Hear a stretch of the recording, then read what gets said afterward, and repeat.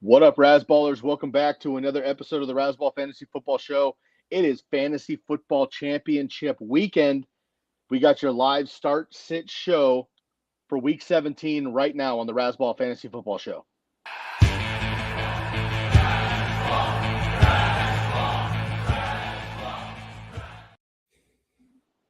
Good morning, everybody. Welcome back to another episode of the Razzball Fantasy Football Show. I am your host, Sky Guasco. You can find me on X at Sky Guasco. I am joined by the one and only Mr. Derek Favret. After a couple week bye week, that's what happens when you win so many games during the season. We just give you multiple buys.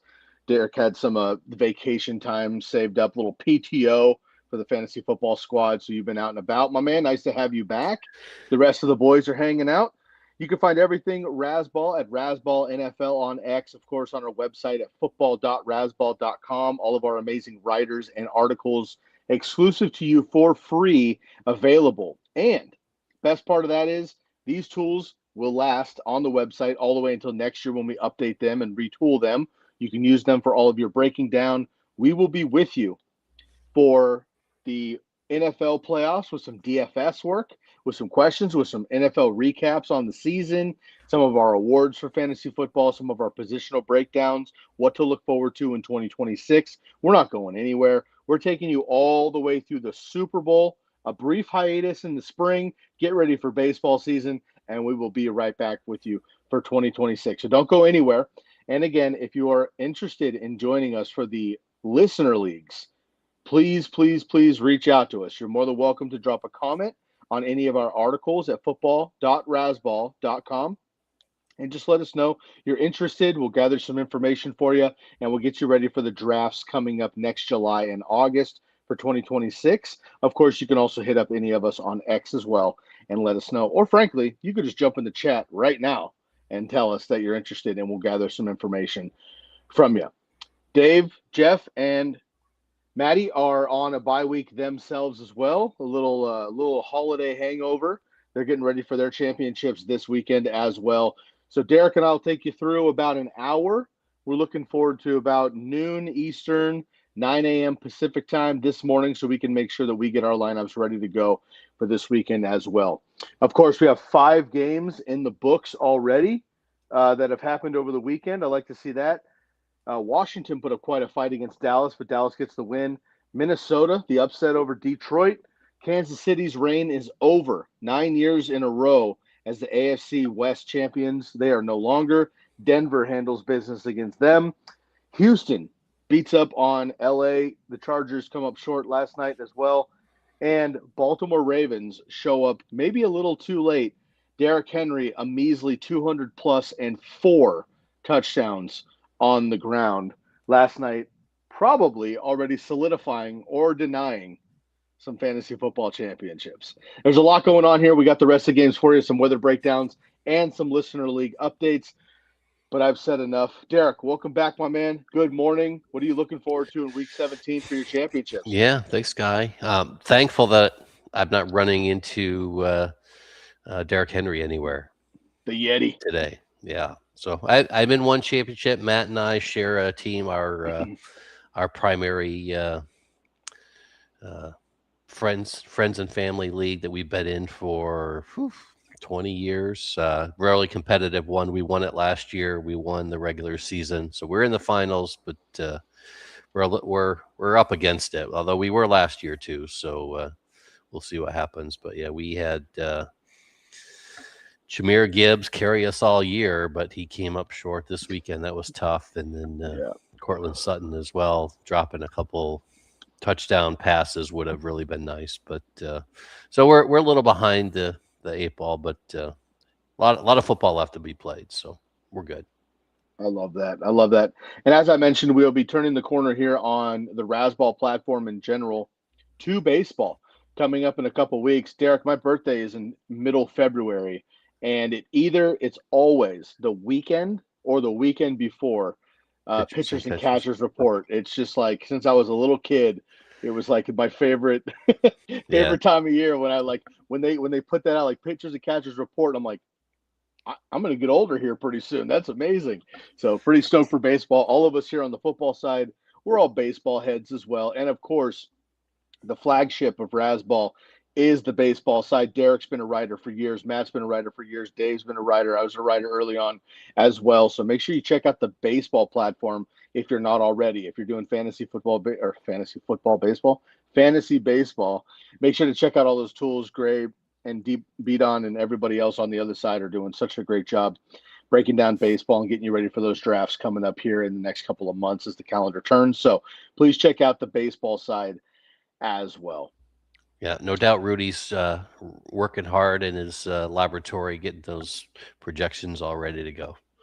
Absolutely. And a big shout out to Rudy as well, who helps us so much behind the scenes, not on the program with us here and isn't a part of the writing crew with baseball, but doing so much of the orchestration behind the scenes, making sure our tools are nice and pretty and well updated. So Rudy, we appreciate you and everybody else there as well. All right, as you're rolling in here, please make sure to drop in your comments. And for always, let us know your league settings. If you'd like to jump the line and hit us with a super chat, feel free to do that. Any contribution is greatly appreciated, but not mandatory. We will get to all questions this morning. Like I said, we are targeting probably about noon Eastern or 9 a.m. Pacific to shut down today, just so we have some time to make sure our lineups are primo, set some DFS lineups and do our thing this morning as well. Should we have more work, we'll stick around for you, of course, but make sure you get those questions in right away. Derek, we have our Pick'em challenge, of course. Matt's been leading the pack for most of the year. You and Jeff have been hot on his tail. Dave has been up and down. I have been a little too interesting this season, and I actually have been quite good at Pick'ems over the years. But this year I got a little too excited early. I was riding teams like Baltimore, who just frankly weren't winning every week when I thought that they would. Yeah. I was picking easy picks like Buffalo, and they were coming up short every once in a while. So certain teams that I thought would be just crushing it weekly, Dallas, things like that, Minnesota, Detroit even. The chalk picks, if you will, came up a little bit short. So I've been struggling. In the pick'em sector, you've been kind of on Matt's tail by about 3 to 5 game distance all season long. But you always have 1 to 3 teams that are just completely rogue from everybody else. Obviously, it's risky, but when you get that actual win and the rest of us don't, you jump that game, right? So, like, do you have a strategy with pick'em, or are you kind of just gut feeling? Like, how do you go about those every week? Yeah, no, it's a lot of gut. I mean, obviously we do a lot of stats work here and in preparation for not only our leagues but the show and everything. So I use some of that, just that knowledge. But it's more of a gut feel. I do like picking some upsets. I look for those. I specifically look down the line to see which ones are potential upsets. So I tend to migrate to those first, and then just fill in everything else with the chalk. So I do look for them. I do like to try to find 1 or 2 every now and then. We always see a week where there are 5 upsets or something, and those are sporadic. We don't see them often, but boy, when they hit and you have a couple of them, it's really nice. But yeah, unfortunately, I tend to get a little interesting sometimes as well, and that's why I'm still chasing Matt and Jeff. Actually, Jeff is kind of snuck quietly, just like his Jaguars, just kind of quietly snuck right up into the mix. So he's ahead of me as well by 1 game, and Matt's ahead of me by 4 games. So with 2 weeks left, I probably won't catch him, but we'll see. He hasn't picked his main slate today, so maybe Jeff and I will both pass him if he doesn't get it in by 1 o'clock. There you go. We do have deadlines here at the That's Razzball right. Fantasy Football Show. No mercy. No mercy. No mercy. You did pick up a game last week. You went 10-6 overall. He was 9-7. Ironically, I actually had one of my bet. I think I've had 2 or 3 11 win weeks. Now, of course, we have about a month before bye weeks, and now we've had a couple weeks after bye weeks, so we have less than 16 total matches throughout the season as we have bye weeks. But last week I was 11-5, led the pack. You were 10-6. Matt was 9-7, and the rest of the boys behind us. Just want to cover a couple of these games here where we get our questions rolling in here. Just the discrepancies between you and I really quick on the pick'em. There's only about 3 games that we disagree on. Just want to get your thoughts. So we're looking at the morning slate here. Pittsburgh at Cleveland, divisional game. Cleveland always has shitty weather. We have a lot of rain in the forecast throughout the country, so we'll kind of get through that today. Rain doesn't affect necessarily unless it's a monsoon or it's very, very cold, but we do have some rain, so we'll cover that as we get into games. I went with the quote unquote chalk pick. Pittsburgh has much more on the line, still playoff eligible, ready to go. They obviously have that over 500 record again for the 19th season consecutive, I believe, for Mike Tomlin. But you're going with the dogs here. The dog pound in Cleveland. You got the Browns coming up. So what gives you hope that the 3-win Browns will upset Pittsburgh today in Cleveland? Yeah, I mean Pittsburgh should win this game, but this if this is not the definition of a game that you look beyond. And I know Pittsburgh, they win, they're done, and they're in, and Baltimore's out. But with Baltimore winning last night, it just sets up for a nice win, and you're in next week against the Ravens, and with Metcalf out too. Not that he's been carrying the team by any means, but I think there's enough there that just gives me some hope that the Brownies can come pull one in, is stick it to their rivals, make them play the early playoff game next week against the Ravens. So we'll see, and it's at home, in Cleveland. So I think there's a number of things that just give me a little bit of hope that they can overcome, what should be a motivated Steelers team to get this done and make next week irrelevant. But I don't know. I'll give that one a shot. We'll see what happens. I like it, and there's a like you said, we pick these games every week. We go with the team we think we're going to win. We have no spreads, okay, and what we do. It's just straight up pick them. So who's going to win the game? And all of us, outside of maybe an obvious upset, like this one's an obvious, the Browns shouldn't win the game. It's the NFL. They definitely could. 90% of my picks, I'm like, why would Tennessee beat Kansas City? Like, they're just not going to. And then football happens, and they do it. You know what I mean? So this is the classic interdivisional. These guys have been playing together for 100 years. The Browns are the Browns, but this is that time of year where anything can happen. Myles Garrett, over under half a sack today, Derek. Rodgers isn't going anywhere. Yeah. Over a half. Does he get his sack? Does he get his sack for the record? Yes. I think he pads it actually. So pads it. Okay, so we'll have a couple there. So not that we condone betting, but if we did, we might throw a shilling or two on a sack for Myles Garrett. So an incredible season nonetheless. A lot of fun. You and I are OGs. We've seen some of these guys have these other record-breaking seasons over the last 20, 30 years, and it's been pretty incredible when you have an individual performance like he has. And we don't talk about defense ever really on fantasy football shows, but what Myles Garrett's doing on a horrendously miserable team for his whole career is just really, really impressive. So I hope he gets it today as well. Okay, heading down the list here. We do have one question in if you want to get to that early. Let's do it. Yeah, sure. We can keep talking. Mm-hmm. Yeah, let's get it. Jeffrey, good morning. Welcome back, my man. Patriots locking things up today here as well. I like to see that. All right, we got a question here.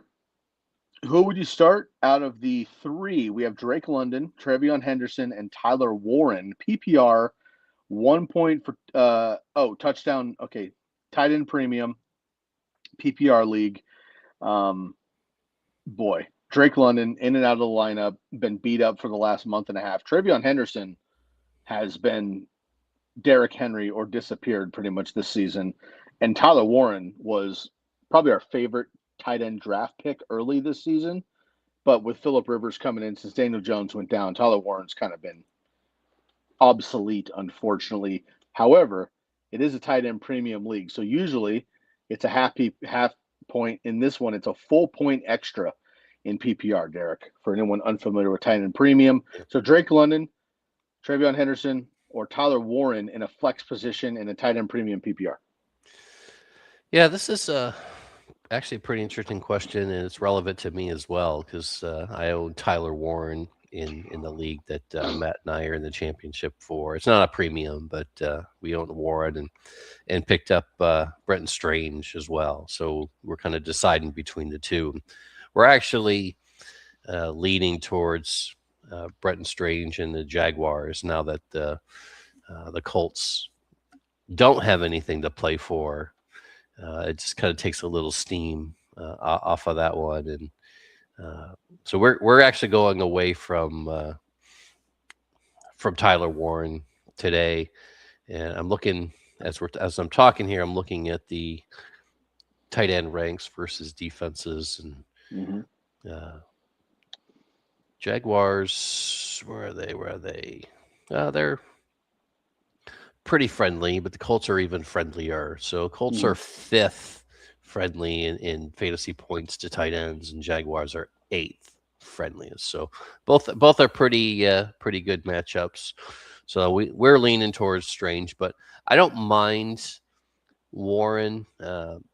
Henderson is back from concussion protocol, but how much? The question there to me is how much are they going to really need to play Travion Henderson this week?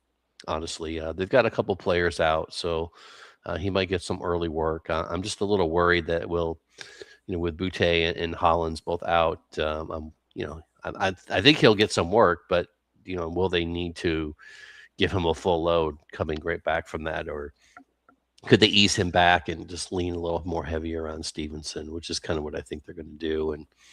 And like you mentioned, Drake London being out for a while. We're going up against the Rams. Not an ideal matchup for London for Kirk Cousins. Rams need to win this to stay in the hunt for the number one overall.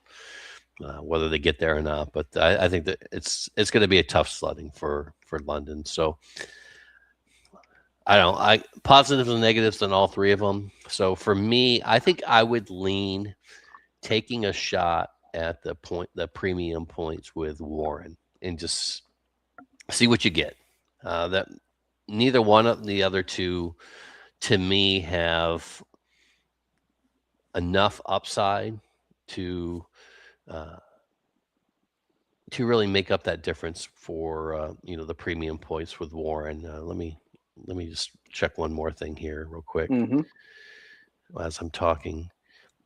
Yeah, so even with Phillip Rivers, I mean, he is getting 6 to 9 targets per game still. He's not making a lot of catches, and I think a lot of that has to do with the fact that Rivers is just not getting the ball in there. I watched him last week play, and the ball is just if you just could picture Warren just waiting for the ball to be zipped in there, and it's really more, there's not a lot of steam behind Rivers passes, and it just seems like they're floating a little bit, and Warren is just not ready for the lighter touch that he's getting now. So I think that has a lot to do with the fact that he's although he's getting the targets, he's not getting the receptions, but he's a pro, he'll adjust. So a long-winded response for me, Jeff. Sorry about that, but I think I'm going to lean going with Warren and the 1 point premium. Hope for the 6 to 8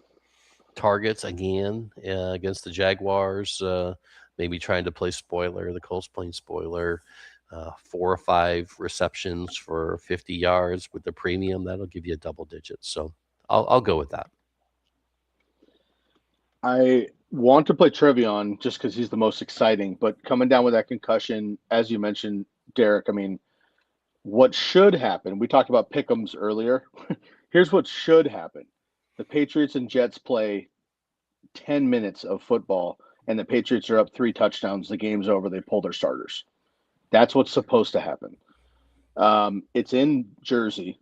It's outside. It's bad weather, which it would be in New England too, but nonetheless. And Ramondre is playing really well.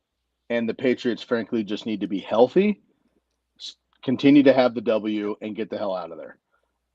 If Trevion plays much, my only thing that makes me want to play Trevion is that the Jets are horrendous against the run. They're absolutely terrible. But again, we talked about this with the Browns. Divisional matchup. Anything can happen in these games. Drake May might play a quarter and bounce. It's like half a preseason game if they get up like that. I'm a little bit nervous about it, and him being uncomfortable with the concussion. Same goes for Drake London. The good news is Drake London has 8 targets at least in every single game this year, except for week 2 when he had 4 against Minnesota. He's been out a month, came back last week. He had 8 targets, but just 3 catches for 27 yards. So they're just not on the same page right now, him and Cousins. And the Rams are not as scary as you would think they would be with an overall great defense against wide receivers. But this is a must-win for them, right? And I think they just clamp down on Monday night. And I don't really want to wait till Monday night in my championship. I got to be honest with this hanging in the balance because they're not going to have a lot of backups. So I don't love Tyler Warren right now, Phillip Rivers either, with everything you just said. But with the other 2 guys beat up, untrustworthy quarterbacks, along with, or not quarterbacks, but situations and injuries, I think I got to roll with the tight end premium here as well. If this wasn't tight end premium, you probably wouldn't even have Tyler Warren in the conversation. So maybe I go with Travion a little easier. But for me, I got to go Tyler Warren with the catches, the yardage, and who knows, he might even fall into the end zone. I think a lot of us were hoping he would be 30% of Antonio Gates back in the heyday with Phillip Rivers, and unfortunately, he just frankly hasn't been. But again, this is the same thing with like the divisional thing this week, right? There's a lot of bad teams playing great teams, but this time of year, we see bad teams beat good teams in division because they know each other so well. So I don't expect the Colts to win against the Jaguars, but they've been quite competitive. And if Brock Purdy doesn't throw 5 touchdowns last week, they actually played pretty well otherwise against the 49ers. So I'm going to roll with Tyler Warren reluctantly, but Travion and Drake London make me a little bit too nervous this week. You're welcome, Jeff. Thanks for joining us today. Appreciate you, Jeff. So let's get back to the pick'ems here. You have so you're going Cleveland over Pittsburgh. We're both going Jacksonville, Tampa Bay, New Orleans, New England, Carolina, Cincinnati, the New York Football Giants to beat the Raiders / the Raiders to make sure that they lose this game.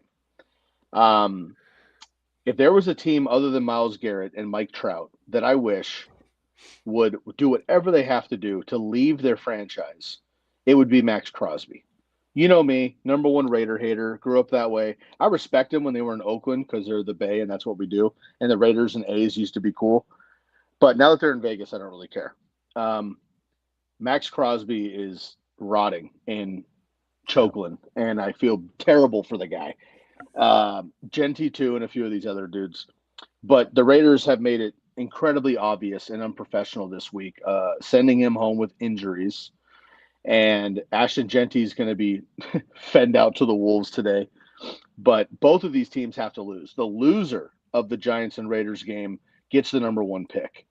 So everybody else is fighting for playoff spots. The Giants and Raiders are so good that they're actually hoping to lose the game somehow in order to get the number 1 pick. So we're both going with the Giants there for the Raiders to blow it. And the next 2 that we have mixed up here is the last game of the afternoon slate, which is Philly and Buffalo, which a lot of people thought was a Super Bowl preview. If either one of these teams loses today, they could be in tough trouble here heading into the playoffs. I've got Philly. This game is in Buffalo. You're going with the home team with the Bills. Other than Josh Allen, one of those like trivia, like without saying Josh Allen, how do the Bills beat Philadelphia? Yeah, well, he who must not be named. That's it. He's back to MVP form. I mean, frankly, he's carrying this team. And he and Cook. I mean, Cook has just been a monster, and you can run against Philly. So, I like there's. Boy, if they had some wide receivers, they would just be the overwhelming AFC favorite in my mind. But they just don't, and they've got some injuries at tight end too. So, just between the 2 guys on the ground, one at quarterback, one at running back. I mean, they'll carry this team, and you kind of alluded to it earlier. Buffalo's lost a couple games this year that they should have won. No question about it. And, that, not to get overly, cliche, but I mean, that's a professional team in the sense that they've been, in the mix for a while, and taking some of those losses and to see how they're rebounding now. I mean, they're getting hot at the right time, and that's what you need at, when you're going into the playoffs, regardless of your seed. The hot team that's really rolling and clicking can go all the way, and Buffalo's starting to, put coals in that engine, and starting to steam forward. So where Philly's just, I mean, they're winning some games, but it's not the same Philly team that we saw win the Super Bowl last year. It's just not. And it wouldn't surprise me at all to see them bounced early in the playoffs. And this is a playoff matchup, no doubt. And so to me, it just feels like Buffalo is moving the right way, and Philly is either stagnant or just treading water, or actually slipping a little bit. And I think that could be easily be exposed today by a Buffalo team that's really trying to ascend, going into the playoffs. So that's why I like Buffalo.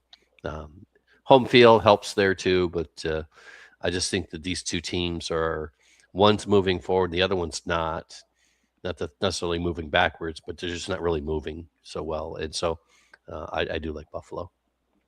We talked earlier about the Browns potentially upsetting the Pittsburgh Steelers in Cleveland.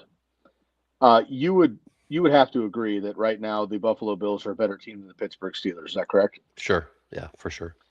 The Browns last week never led the game, but they had the Bills reeling the entire week, and the Bills only won that game 23-20.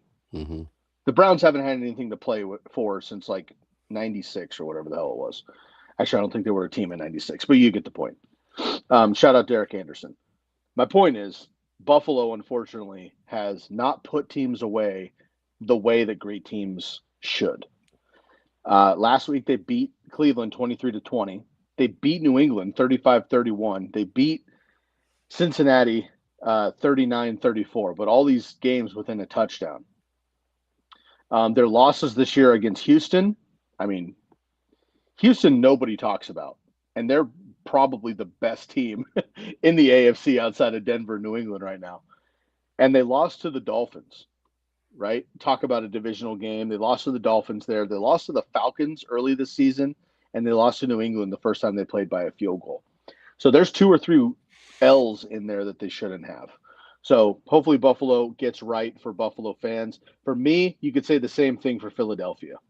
And I think Philly comes out hungry. They need to get right in a hurry, or they're just going to be bounced right away. Like Jalen Hurts is not scaring anybody. Saquon's not Saquon. Their defensive line that is so dominant when healthy isn't healthy. Their secondary is not as good as it used to be.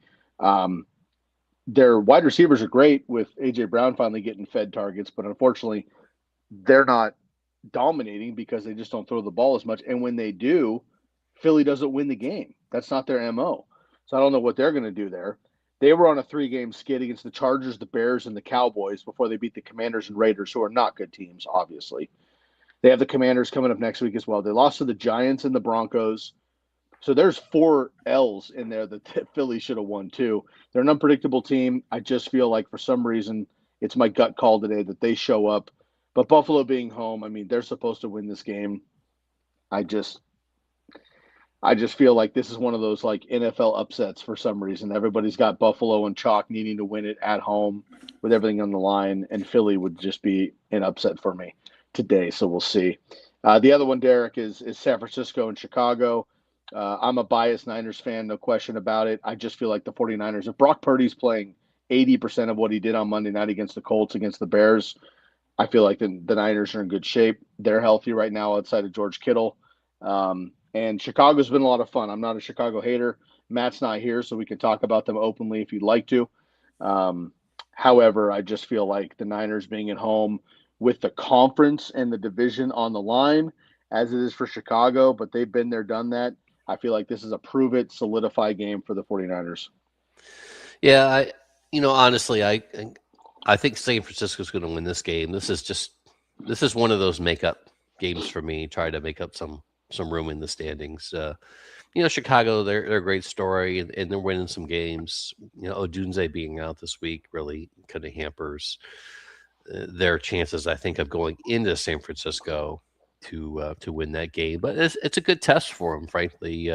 They'll be one of the top seeds in the playoffs, and they're going to have to win a game like this. So, do I think? I mean, would I put money on this? No, I don't. I wouldn't put money on Chicago winning this game unless the odds are right. But I think it's a good test for them. They're certainly up and coming. They should win a game or two in the playoffs. I would pick Chicago to beat Philadelphia in the playoffs right Me now. too.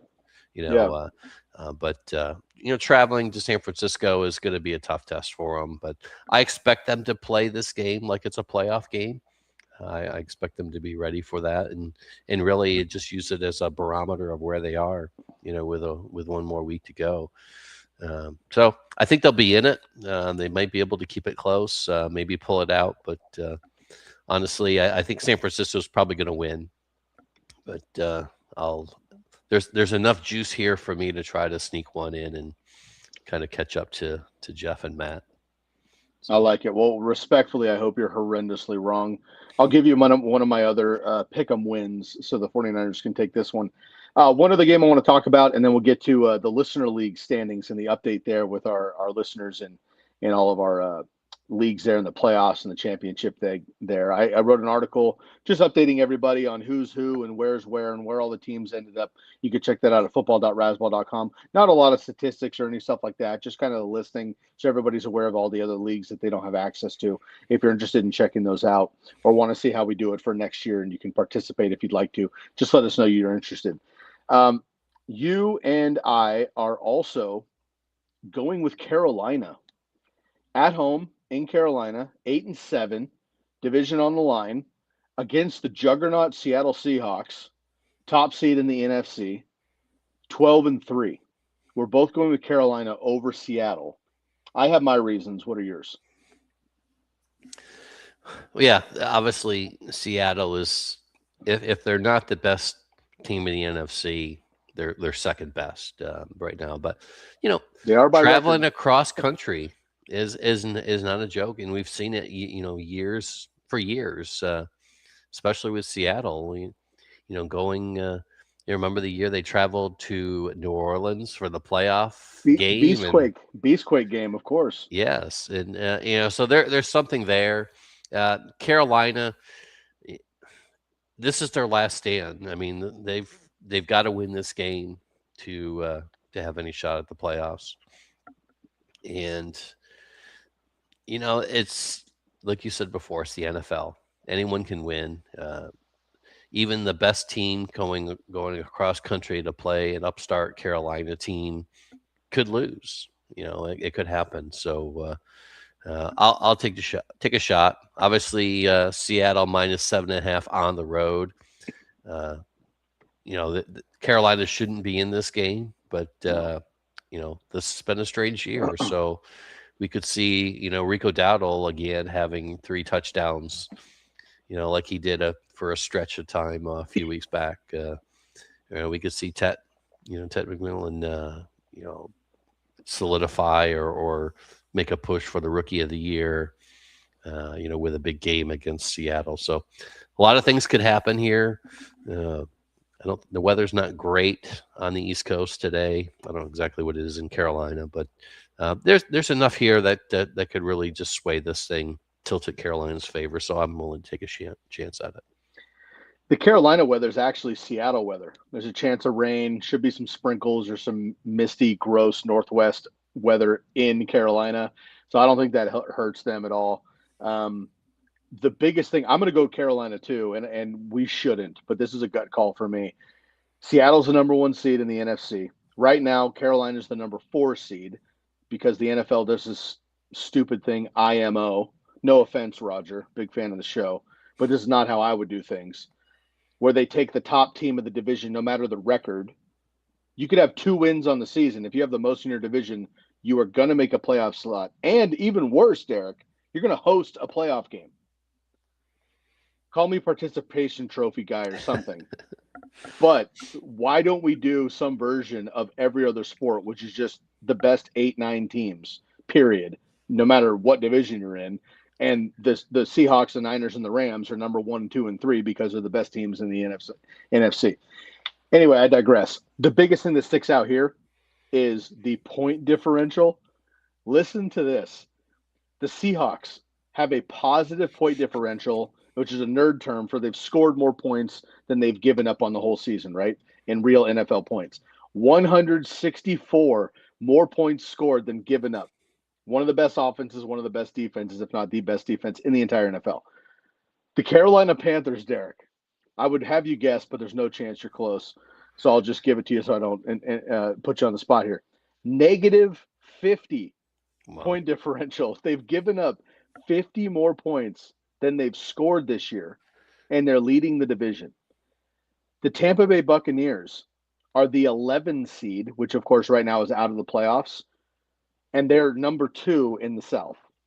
So the Dallas Cowboys, the Lions, and the Minnesota Vikings are all eliminated from the playoffs in the NFC, and they all have a better record than the Tampa Bay Buccaneers. But unfortunately, that's how it goes.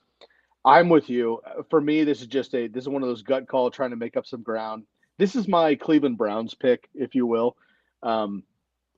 Traveling across the country is a big deal, and I could just see it happening. A morning game, if you will, Seattle time, right? I'm a West Coast guy, heading to the East Coast, playing a game at what would be basically 10 a.m. My time. So making all that travel last night or however they did that. So anyway, it could be a blowout. I could definitely see that, but I don't know, man. I think this game's close at minimum. I'll take the Carolina points.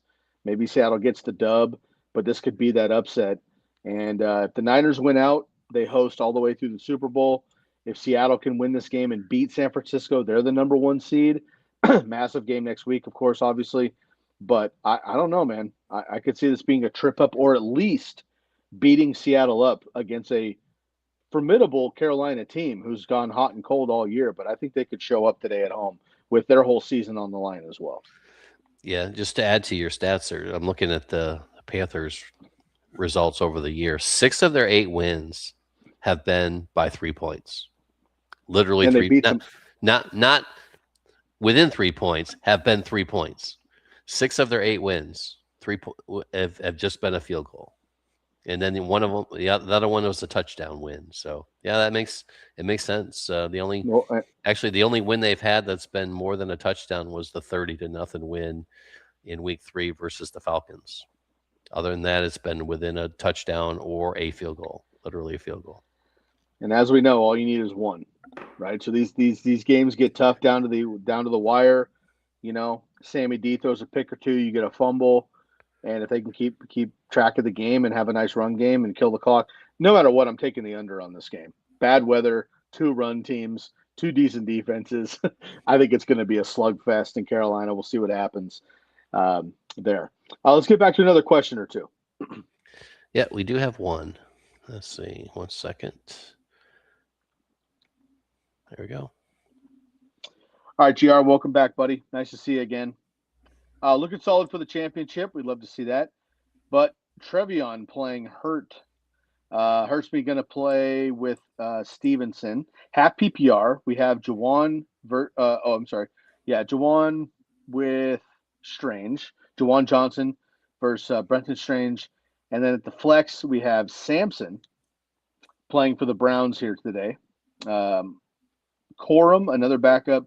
BTJ, Dowdle, and Kenny Gainwell, Egbuka, or Stevenson. So we have lots of great options. You're in the championship. So all these guys are solid flex opportunities. But who are we starting in a half PPR league? We need a tight end, Derek, and a flex position. Yeah, so I mentioned my situation before, and I'm actually playing Strange over Warren. And I would do the same thing here, Strange over Juwan Johnson. So I like that matchup. I think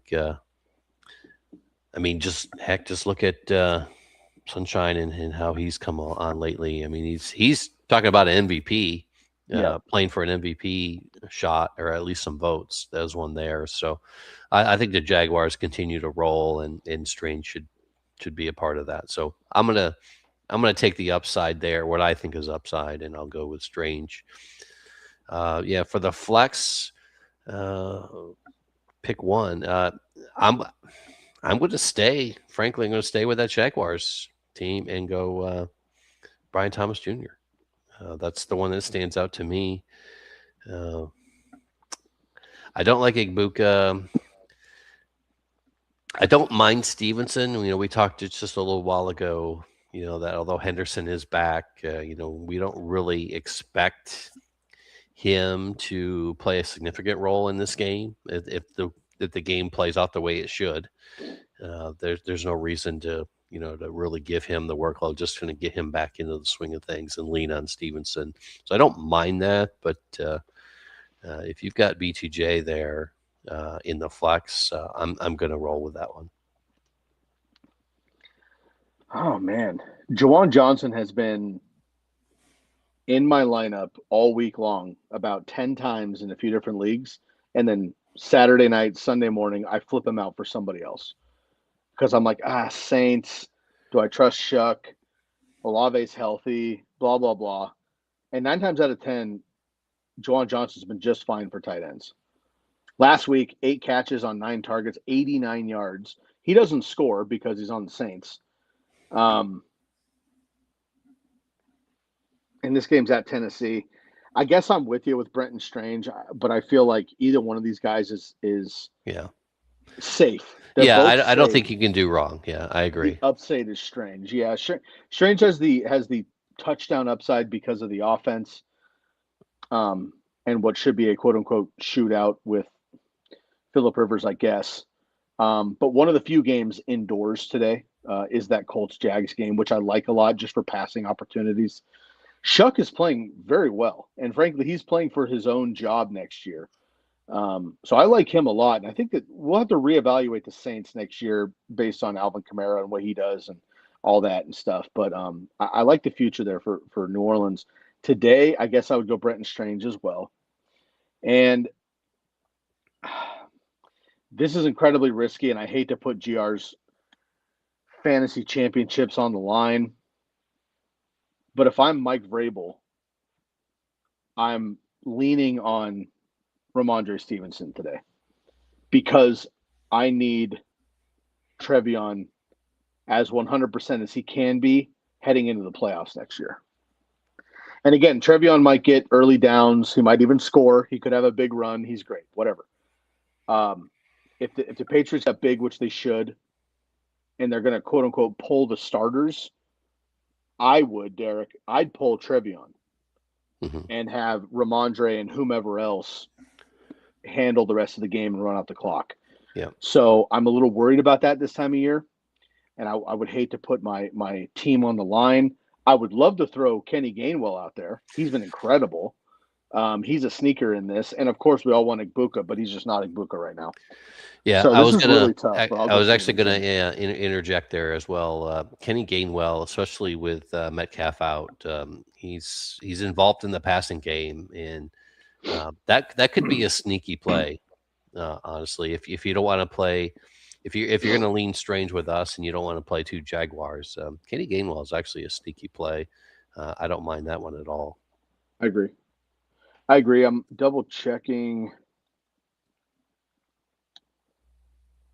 Let's see. Browns are 17th against running backs. Obviously, that's because a lot of teams get up on them early and run out the clock. So those numbers are kind of funky sometimes.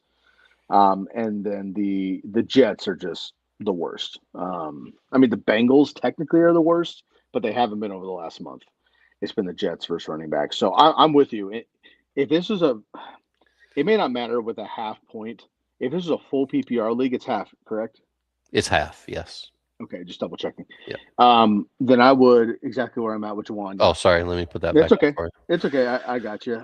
The opponent is playing Taysom Hill, and Trevion and Jalen Warren. Yeah, it's funny. He's playing all the opposites. Mm-hmm. Yeah. If it was full PPR, Derek, and I'm going to get 7 checkdowns for whatever from Kenny Gainwell, I love it. Uh, and honestly, against Miles Garrett, Aaron might just be like, unless Yeah. he pulls a Favre, and helps the guy out. I think he would just be checking it down all day long.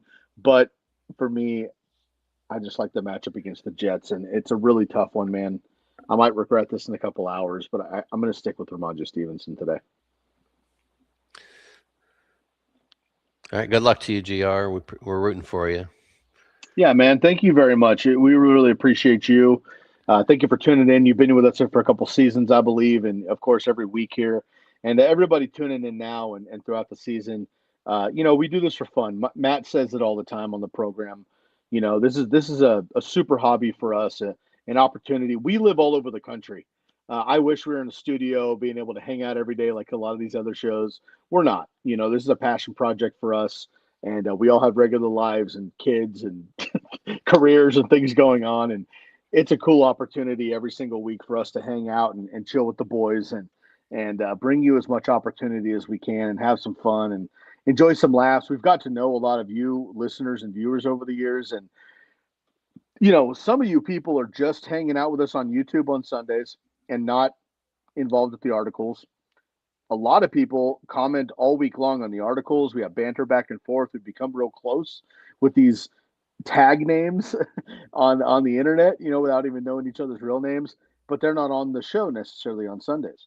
And a lot of you go back and forth, of course. So, however you're involved with us, we appreciate your contributions and your opportunities to be a part of what we're doing. It's a lot of Yep. fun, and I'm sure I can speak for Jeff, Matt, and Dave as well, and Ben, our good friend in Australia, who puts in so much work behind the scenes as well with articles every week, and everybody, Gray and Rudy, as we mentioned, and Beat On, and everybody behind the scenes there as well with the team. So, Derek, I'll let you finish out here in another couple of minutes if you want to Yeah. give some sentiments Well, as well. and speaking of long times, we got one from our buddy Bill Dino that just came in. Perfect timing, Bill. Perfect timing.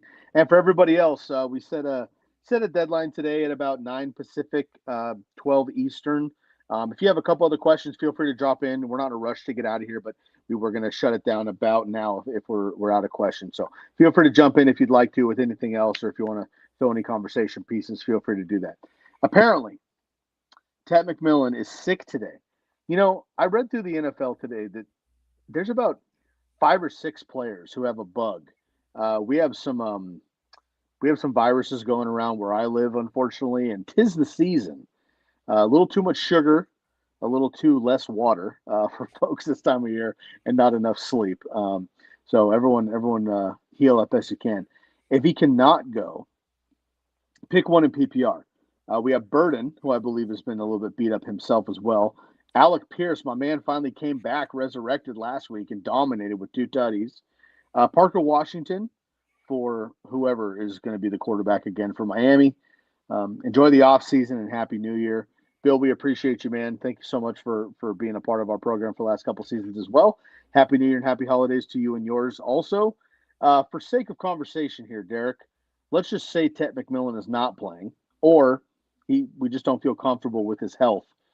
Who are you going to pick here in a PPR league? Yeah. So the first name that jumps out at me is Burden. Actually, let me pull him up. And look and see.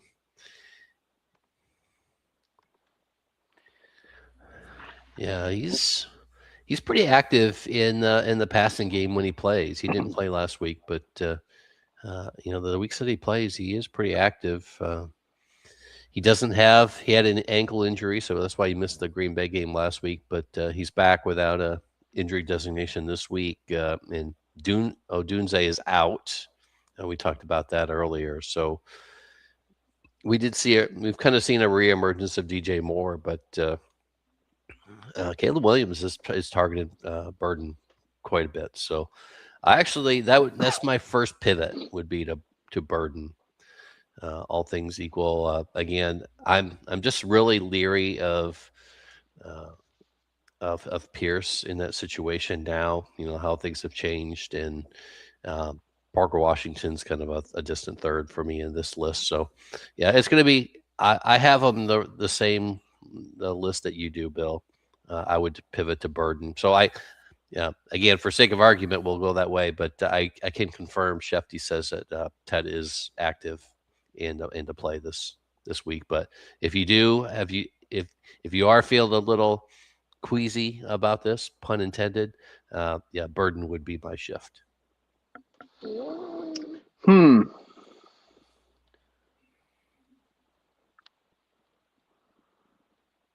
Yeah, I mean, you play Ted. If he's healthy, you play Ted. He's the best of these options, and they're at home, so I like it. I like it. Play Ted. Uh, but Seattle's defense is so dominant as well. I'm bringing him up here. Where are you? I just had him on here. There he is. I'm looking to double check if he did. So Alec Pierce, 4 weeks ago, at Jacksonville, 8 targets, 5 catches, 80 yards. No touchdowns, but he had his fourth highest receiving total of the season, which I like. This game is in Indy, as we said, no weather concerns. And again, last week, the Niners and the Jags are basically neck and neck as far like middle of the pack and how they're gracious to wide receivers. Michael Pittman, I guess, is the number one because he's supposed to be, but I think Alec Pierce is just a better option. Downs is playing well, and they got to respect Jonathan Taylor, of course. Plus, we talked about Warren earlier. Last week, there was only 4 targets and 4 catches for Alec Pierce, but 86 yards and 2 touchdowns. So obviously, that's incredible efficiency. We can't expect that, but big play opportunity. He's got to gain the trust of Phillip Rivers here against Jacksonville. They're out. The Colts are out based on the Chargers or the Broncos win yesterday, but I got to think that they're still playing with some pride at minimum for the OG. So if Tet is out, which I know we're talking hypotheticals here, but if he's out, I'm pretty confidently starting Alec Pierce. Before he got injured and before Phillip Rivers took over, we were hyping Alec Pierce weekly here on the program. He was really starting to bud. I think he's going to be awesome next year.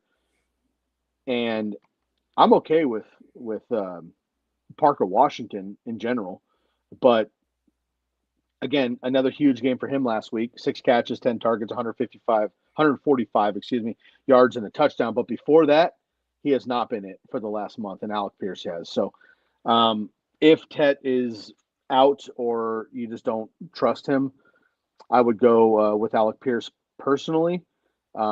Just checking Tet's game logs. He was 10 targets, 6 catches, 73 yards, and a touchdown last week as well. But the last 2 weeks, including the bye, or excluding the bye, I should say, 6 total targets, Derek. Now, he's scored pretty much every week in the last month. But just 4 targets against New Orleans, 2 targets before that. All these guys, I think, are a little bit of a dart throw. But obviously, Tet is the clear number one. How sick is he? Just like bad pregame meal, or like woke up with the flu? I'm seeing it's just a holiday flu. Yes. Well, yeah, I think so. Yeah. I think so too.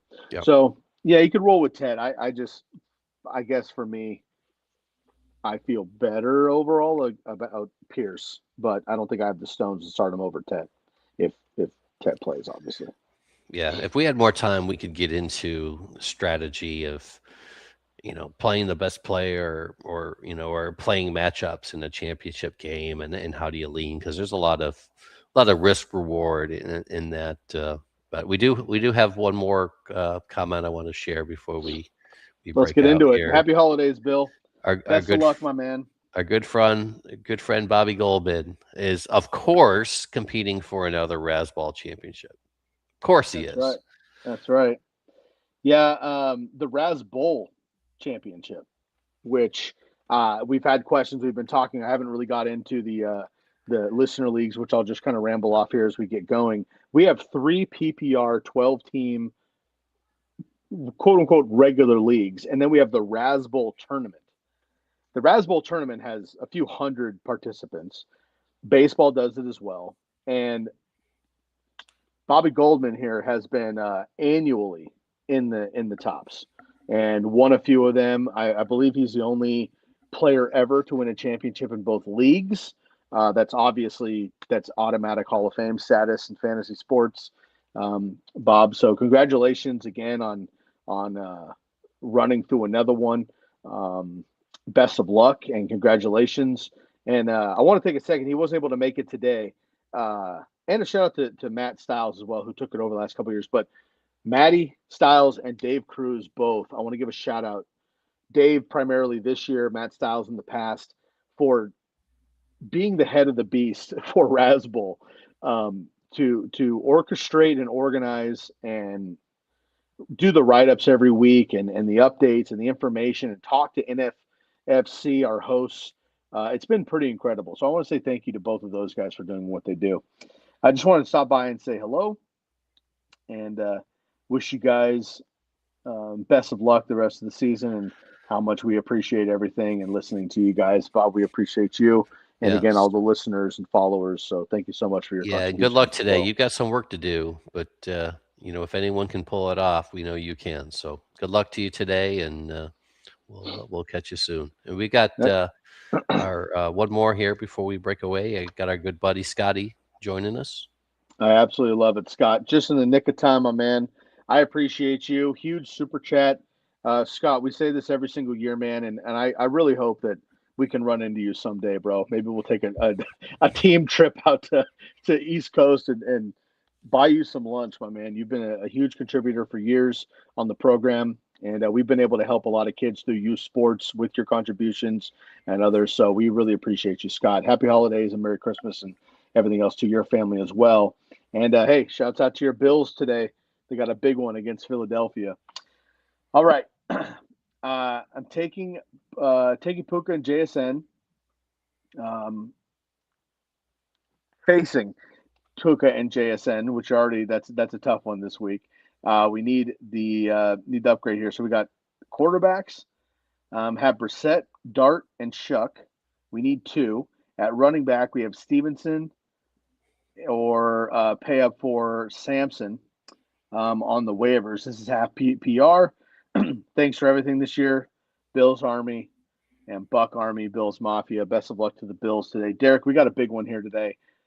We have to just assume that Puka and JSN will be Puka and JSN. So for me, I'm automatically saying, who are my shoot for the stars guy versus floors? I'm not interested in floor plays. If Puka and JSN bomb for some reason, you're probably in good shape anyway. But if they're who they are, you're probably behind the 8 ball. So I'm going for updates here. This is half PPR. We need a quarterback and we need a running back. What say you? Yeah, so of the 3 quarterbacks, I'm going to sit Dart. And I know there's a little risk there because he does have the legs to get in the end zone. But like I said, you need the plus matchups.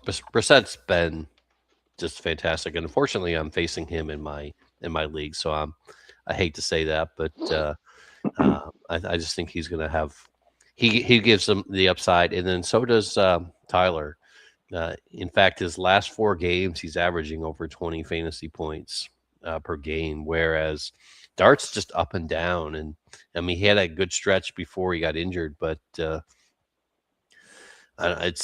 just too much risk there. Again, we're looking for upside plays, and we talked about it earlier.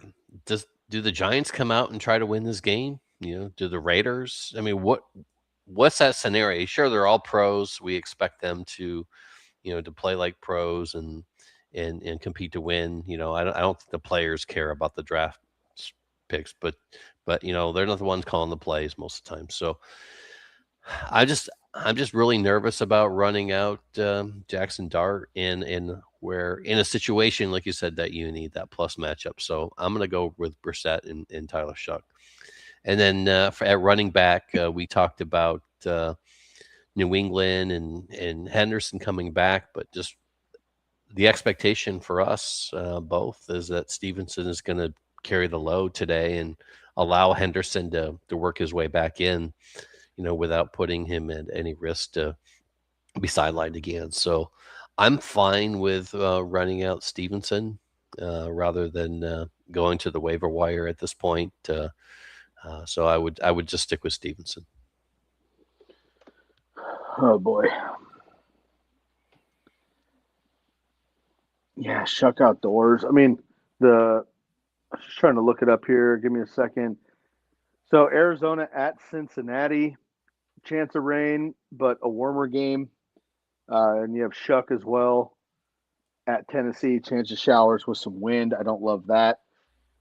I wish I could just know that the Giants cared about the game. Because if this is a regular like week 9 matchup when everything matters still and you're trying, it's it's Dart probably pretty easily against the Raiders. I just don't know. Like I can't imagine that they're gonna like fold on purpose. But it's the NFL. Um, and there's a lot in stake for these guys. I want to think that Dart has more class than that, but then it comes down to weapons. And for me, I just think I trust Brissett the most against that defense. It should be a shootout with Cincinnati as well. They're going to be able to move the ball. Maybe some bad weather, but Brissett has all of his weapons right now. Um, Harrison's back finally. Trey McBride going up against the best tight end matchup imaginable today in the championship. You might get a Derrick Henry out of Trey McBride today. So for all of you starting Trey McBride in your championship, I hope that goes crazy for you. So I'm going to go Brissett there. And then with the running back, I talked about Stevenson earlier. And I just don't think I trust Samson. Samson's fun for Dynasty. I think it'd be fun next year. I don't think I'm really concerned about Judkins. I'm not going to speculate. We'll talk about him next year, but that was absolutely gruesome. But Nick Chubb came back from a similar option, much older. So we'll see. I'm going to go with Stevenson as the running back and Brissett as the quarterback here. Yep. Scott, we really appreciate you, man. Best of do. luck. And thank you again for all your contributions always. Shouts out to you. And please, man, I know we told you this last year. We missed you.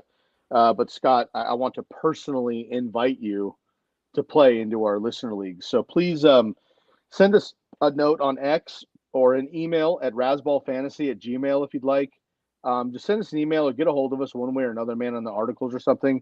Let us know it's you. And please, we would love to just have you participate with us. And Bill, you as well. Have you participate in our leagues? And before we get out of here, Derek, we don't have any more questions, do we? We do actually. We have Okay. actually another super chat as well. Oh, right on. Okay, cool. Isaac, you're back. Thank you, man. Appreciate the contributions too, man. Thank you so much for the super chat here. Half PPR. We are looking to start 3 or bench 1, if you will. Half PPR. Bucky, Warren, Jawan Jennings, or T. Higgins. So bench 1 here, Derek, and half PPR. Yeah, it's either going to be one of the running backs for me. I like both Jennings and Higgins this week, so back to playing both of them on my team. So I like that even more. So it's either going to be Bucky or Warren. Honestly, I'm leaning towards benching Bucky in this. I'll slide it over to you, Sky, as I want to look up something on both of these guys as we talk. But I'm leaning sitting Bucky. That's my initial thought. Interesting. Let's see here. I mean, against Miami, it's like the only good weather outside today. 80 degrees down in Miami. Oof. It was 22 when I woke up this morning, Derek. So I'm not in Miami. Spoiler alert. Boy, I'm trying to keep my bias out of here. I love all 4 of these guys. This is really, really tough. Jalen Warren's been absolutely on fire. Jawan Jennings is the number 1 option outside of Christian McCaffrey. It's not even close. Ricky's done. Kittle's done, at least for this week. Even if he's out there and they roll him, I know there's kind of speculation if he plays or if he should or whatever. He might be tough with an ankle roll last week. And T. Higgins is just hard to bench. against the Cardinals. I can't bench Bucky though. I'll tell you while you're debating. Please, The this is reason I'm really tough. kind of leaning towards starting Warren is the fact that as we talked before, Metcalf is out. Right. So that's one of the primary weapons for the Steelers, and also just to slow down the pass rush, for to kind of protect old man Rodgers. So he's only averaging about 11 to 12 rushing attempts. I mean, last week he had the 2 touchdowns, which was huge, but he's not really getting the same amount of workload that Bucky is, so that leans the other way. But to me, Pittsburgh's got to win this game, and they're down one of their primary weapons, and one of the strongest things they're up against is the pass rush for the Browns. So one of the ways to neutralize that is to rush, right at them. So to me, that's more Warren than Gainwell. So my logic tells me that Warren's going to get a little bit more of a workload today than what we've seen lately. So that's why I'm kind of leaning that way. Oh, boy. I feel actually that Jawan Jennings might be the sit, but he's the option there. Not getting a ton of work, but he scores every week. But so do the rest of these guys. And Derek, I was just pulling up the slot versus wide tool available for free at football.razzball.com to get more evidence from my boy Alec Pierce. So I feel even better about starting him. But if I look the other way on the slot tool, the Chicago Bears, let me double check. Correct. The Chicago Bears are giving up the second most fantasy points per game to the slot position.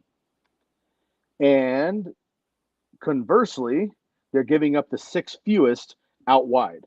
Jawan Jennings plays out wide. Boy.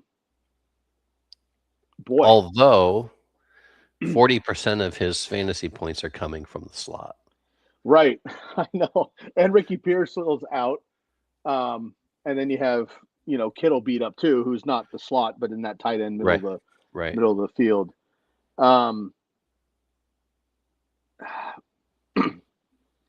I think it's going to be a lot of Christian McCaffrey. He's 150 yards away from being the first person to go 1,000 twice. You know who did it first, correct? We've talked about it on the program. Derek, I can think of about 6 players that would jump out at me. I won't hold it to you. I'm just curious if you know the first player to go 1,000. The first. Yep. So it's pre-Marshall Faulk. Pre-Marshall Faulk, which is everybody's first guess. Yeah. Late 80s. Oh, it's got to be Roger Craig. Roger Craig, my man. Roger Craig was the first one ever. Christian McCaffrey before Christian McCaffrey. For the kids out there, go check out my boy Roger Craig, who deserves to be in the Hall of Fame, but I digress. Christian McCaffrey's done it also, but he is 150 away receiving to do it twice. I think there's a lot of checkdowns, and I think it also is to slow the game down. So you know what? I'm going to reluctantly do this, but I'm going to take my fandom out here. I'm actually going to not play Jawan Jennings in this game. T. Higgins, I like with the matchup against the Cardinals, and Joe Burrow here playing with some pride. Jaylen Warren and Bucky are automatics for me in their matchups and what the game script should allow. So all 4 of these guys are awesome. That's why I'm having so much trouble here. I think you can't go wrong, but I guess for me, if it's my decision, I would take Jawan Jennings out. All right, we got a couple long times in here, so let's try to hit. Let's knock it out. Best of luck, Isaac. All right, Jets fan, welcome back. Hey, guys, tight end position. Taysom Hill, Barner for the Seahawks, or Tungus, my boy for the 49ers here with Kittle Toast. My opponent is playing Purdy, and we are projected we're projected a tie right now. Yeah, don't worry about projections just right now. Derek, do you go with the whole receiving option versus your opponent's tight end? I used to love doing that when I had Antonio Brown and my opponent had Ben Roethlisberger or something like that. When it's the number one option, I'm excited about that. Yeah. Otherwise, it's not a big deal for me Yeah, necessarily. certainly Tungus is not going to be the number one option, but we'll say, and although it wasn't Purdy under quarterback at the time, but Tungus excelled when Kittles was out. He was a really uh, strong target.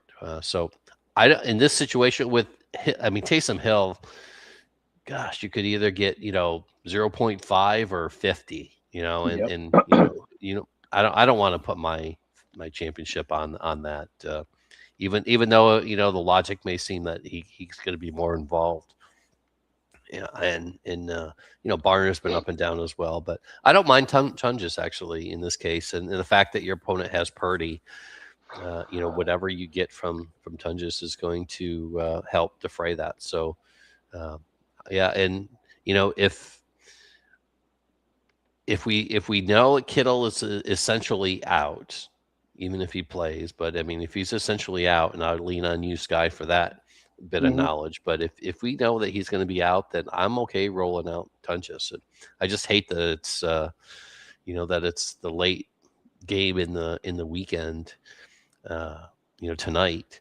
Uh, if you're going to go that way, my only other piece of advice is find a pivot to tomorrow night with the Rams and the Falcons, if you can, if it's available.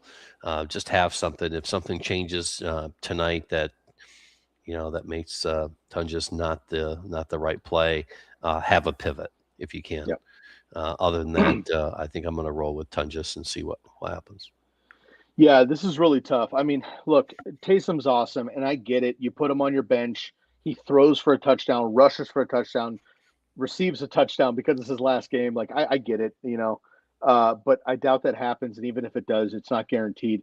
Barner's fun, but I don't know that that's going to be the option there either. I think there's a lot of running in JSN for the Seahawks. I'm okay with Tunges, but I completely agree with Derek. I was looking ahead to say what you just said. First of all, George Kittle's questionable until tonight. If anybody's going to battle through that, it's going to be George, right? But he could be a decoy as well. He could also just be a blocker, so he doesn't have to run as many routes. That could crush you there. So I'm a little bit nervous about it. So you could hold Tungus if you want. Some other options, if you can right now, what I would do, Derek, you could back me up quickly on this. I would drop Taysom Hill if I needed to make this move. I go drop Taysom Hill 4. Davis Allen has got to be available for the Rams. Terrence Ferguson, go Ducks, has got to be available for the Rams. If Kobe Parkinson isn't available, if he is, go ahead and pick him up. Colson Loveland might also be available, and Cole Kmet for the Bears could be available too. So a lot of those auxiliary, obviously Kyle Pitts is not going to be available, but a lot of those auxiliary players for the other three teams are going to be open. So great news for you. If you want to wait out Tungus, if Kittle sits, Tungus is going to be a great option. Dating back 2 months ago, he was getting 7, 8, 9 targets, just like Kittle. He scored a touchdown last week. As we know, a little toe drag swag as well. So I'm okay to go with Tungus and wait it out, but do not sleep throughout the day as you're watching football. Make sure to pick up some of these guys too if you need to. I would drop Taysom Hill. Keep Barner just in case you need him next week too if you play for some reason. But I would go pick up Kmet or Ferguson or Parkinson, obviously, if he's available. But I would pick up an auxiliary option if you needed to for Tungus. If Kittle is out tonight, then I would go with Tungus, and I feel pretty good about it. Yep. Best of luck, Jets fan. Yeah, he's got one more defense question. Sure. To me, it's going to be the Saints. Yeah, Saints and the Giants. I'm okay with the Saints versus Tennessee as well, but I don't know, man. I really just don't think that the Raiders are going to do anything versus the Giants, And if anyone's going to have any pride, it might be the Giants DST, to I don't know, run up some sacks on Geno. Like, I don't think Geno's going to be too excited. Like, these guys are playing for careers too. Us as fans get it. Both teams are terrible to look for the number one seed. Geno's at the end of his career, man. This year has not gone the way that they thought. I could see it folding a little bit, but I'd actually go with the Giants DST. I like the Saints DST better, but I don't know. Yeah. The Titans haven't been playing terrible lately. No, The they Raiders are haven't. the They are Raiders. giving up the most sacks across on the Yes, year. They're giving up the most correct, sacks in the correct. league. But yeah, you're right. They actually are playing a little bit better. But A little divided there. And Jets fans, shouts out to you too. I know you were a part of our Guillotine League, and like yours truly, we're bumped a bit early this year. But please come back for another listener league. We really enjoyed having you. yeah, two more questions in the queue, and then we'll roll out. All right, Michael. Rams Saints full PPR. Egbuka. Um, coaches. Oh, coaches say they have to get Egbuka more involved. I know they say that every week. Parker Washington or Purcell with Kittle out. I don't count on Ricky P either. So we got a lot to digest here. We got two DSTs we talked about just a little bit ago. Um, again, the Rams coming up on Monday night. They have Atlanta, and then the Saints we just talked about, and then we have wide receiver position as well. Yeah, I mean, I'm playing the Saints. I don't. In actually, we picked them up for our playoff run, and I'm rolling with the Saints. It worked out really well last week, and I just mentioned the Titans give up the most sacks in the league, so I like that. But I don't mind that matchup with the Rams have with the Falcons as well. Kirk Cousins is not necessarily a mobile quarterback. In his own right, and I think the Rams could. The Rams are certainly going. I just expect them to steamroll the Falcons, but I don't think you can really go wrong here, honestly, with either one. And you can't predict touchdowns for defenses at all. So go with whichever one you feel better with, Michael. Again, I don't think you can go wrong. I'd probably, for me, I would lean the Rams, just because they're a better squad and they've got a lot to play for, and they should be a lot more motivated defensively just to put up a donut.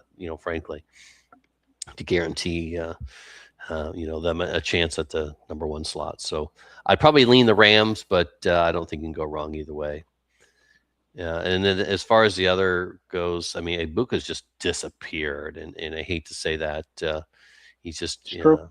Yeah, he just has, and like Sky said, Pearsall, he's supposed to play through his injuries and Kittle out. I could see why that might be an option, but he just hasn't come back, like we expected this year, and I don't see that this week would be the week that we would just see that all come back. So I don't mind going Parker Washington in this case. Again, the Jaguars are rolling, and I mean, he got 10 targets last week. He had a He's big been on monster fire. week, but yeah, 140 yards. and prior to that, he's getting 4 to 5, averaging about 4 to 5 targets.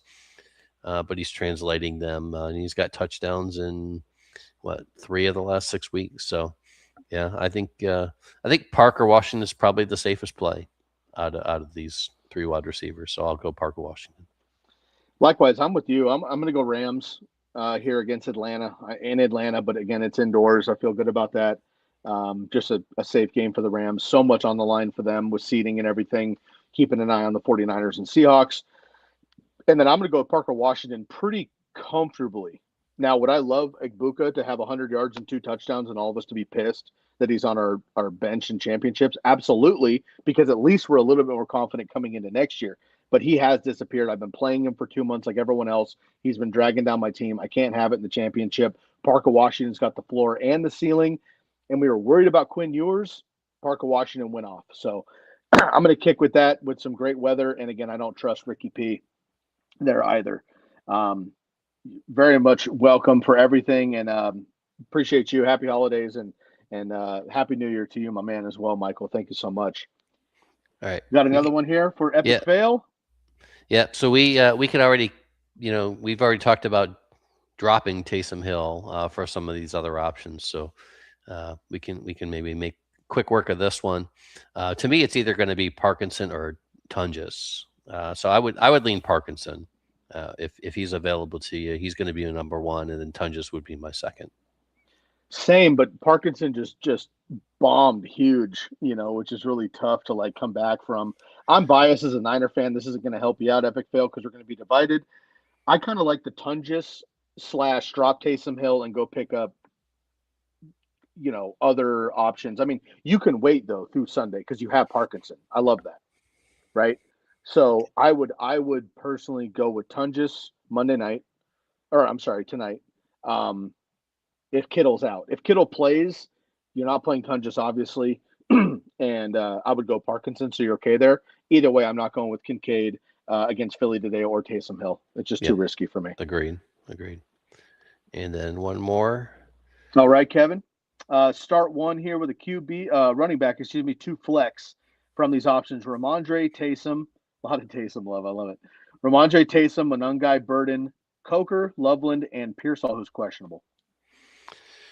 Yeah, that's a good one. So the running back to me is going to be Ramondre. We've talked about him quite a bit today, and we both expect him to get the workload. So I'm gonna roll with Ramondre Stevenson in the running back position.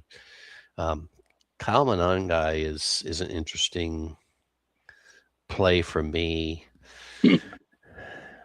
and so is Burden, and then so is Loveland. So you got three Bears here. Yeah.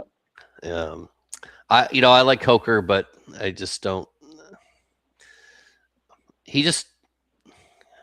I expect him to be a better option for us next year. Honestly, he took a step forward, or at least showed some opportunity there this year. But he's still probably a year away from being in our championship week roster.